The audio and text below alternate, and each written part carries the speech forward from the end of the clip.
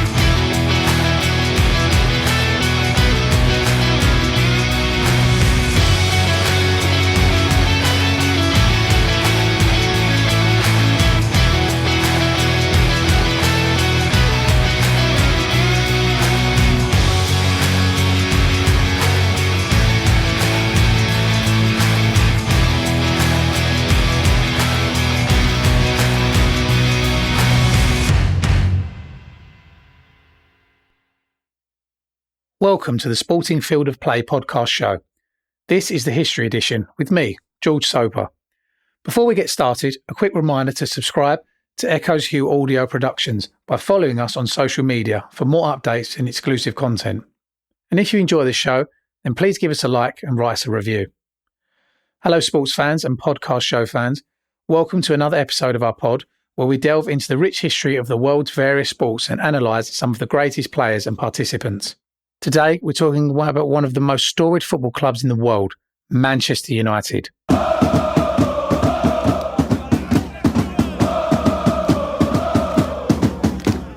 From humble beginnings to becoming a global powerhouse, Manchester United's journey is filled with triumph, tragedy, and unbreakable spirit.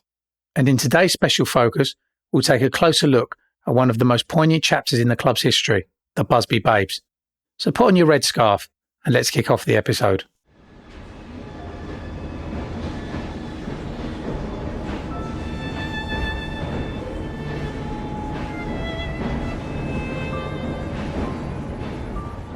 Manchester United's story begins in 1878, although back then the club was known as Newton Heath LYR Football Club.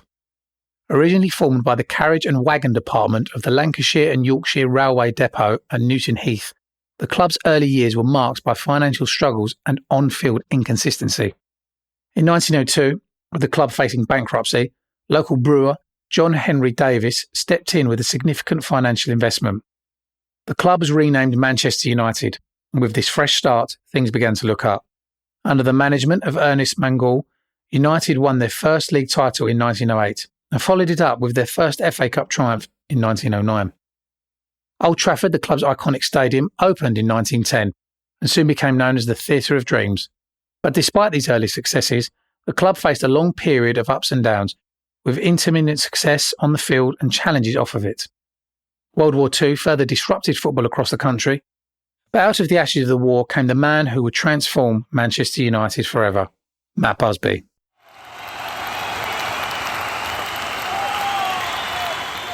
Matt Busby joined Manchester United as manager in 1945, at a time when the club was still recovering from the impact of the war. Busby was a visionary who believed in playing attacking football and developing young talent principles that would become synonymous with Manchester United. Busby's impact was immediate. Under his management, United finished as runners-up in the league 3 times in the late 1940s before winning the FA Cup in 1948. But it was in the 1950s that Busby's vision truly began to take shape. He assembled a team of young, homegrown players who had come to be known as the Busby Babes. These young players, many of whom had come through the club's youth system, played with a style and swagger that captured the imagination of football fans across the country.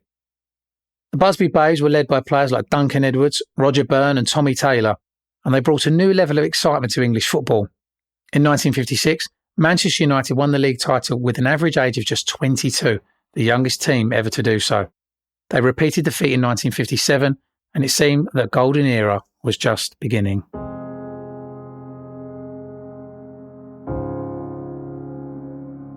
But tragedy struck on the 6th of February 1958, a day that will forever be etched in the history of Manchester United.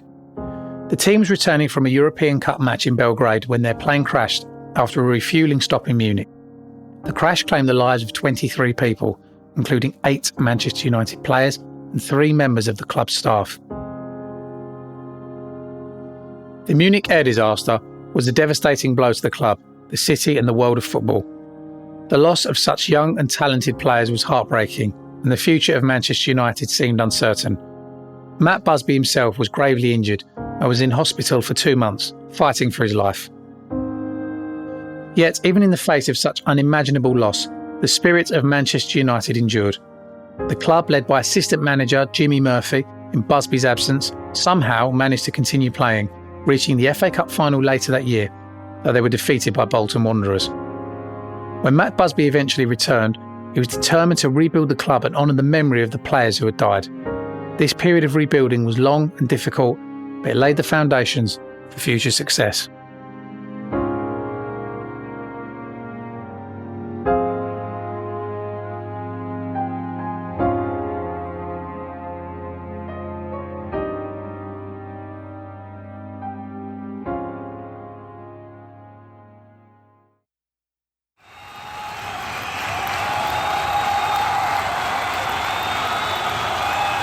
In the 1960s, Manchester United began to rise again, spurred on by the determination of Matt Busby and the resilience of the club.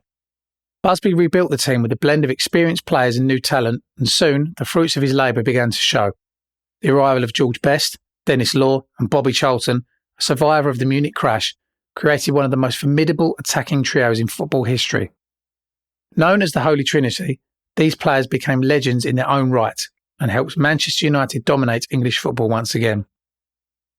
In 1965 and 1967, United won the league title and Busby's rebuilt team had finally reached the heights he had dreamed of.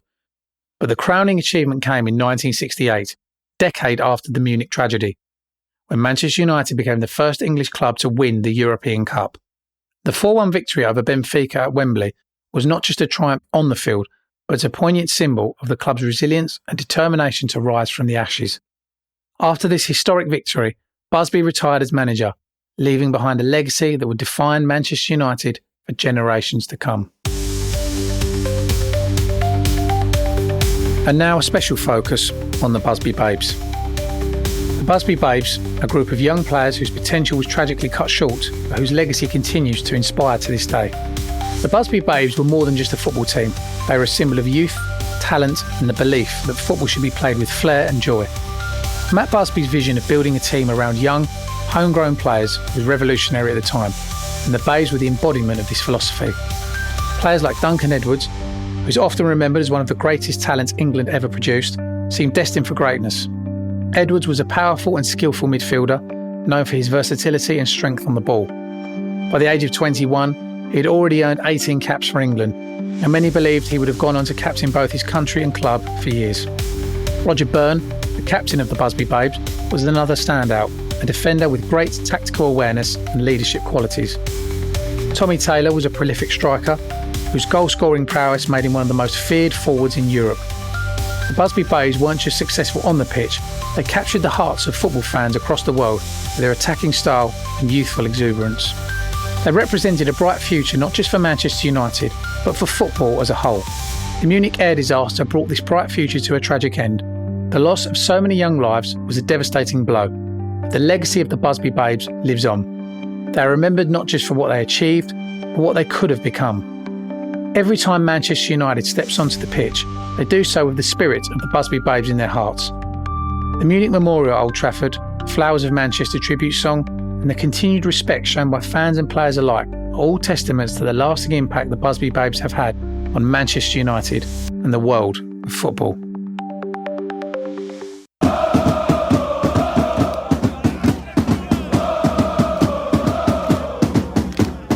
Fast forward to the late 20th century and beyond, and Manchester United have firmly established itself as a global footballing powerhouse.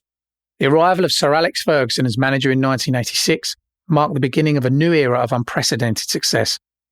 Under Ferguson's leadership, United dominated English football throughout the 1990s and 2000s, winning 13 Premier League titles, 5 FA Cups and 2 UEFA Champions League titles, among many other trophies.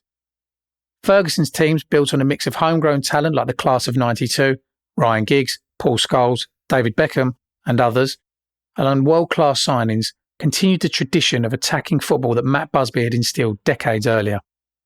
Old Trafford, the theatre of dreams, became a fortress, and Manchester United's global fan base grew to become one of the largest in the world. Players like Eric Cantona, Cristiano Ronaldo and Wayne Rooney became household names, further cementing United's status as a global footballing giant. Despite challenges and changes in the years following Ferguson's retirement in 2013, Manchester United remains one of the most successful and popular football clubs in the world. The club's history is rich, with triumphs, tragedies and unforgettable moments, and its future continues to be bright. But no matter what the future holds, the legacy of Manchester United's past, especially the spirit of the Busby Babes, will always be at the heart of the club.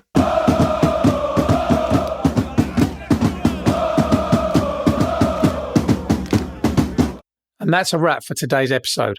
Thanks for joining me on this History Edition journey. Tune in next week on Tuesday for the next episode. Until then, keep competing, guys. Yours, Georgie Boy. Thanks for listening to an Echoes Hue audio productions project. Smooth, sweet sounds.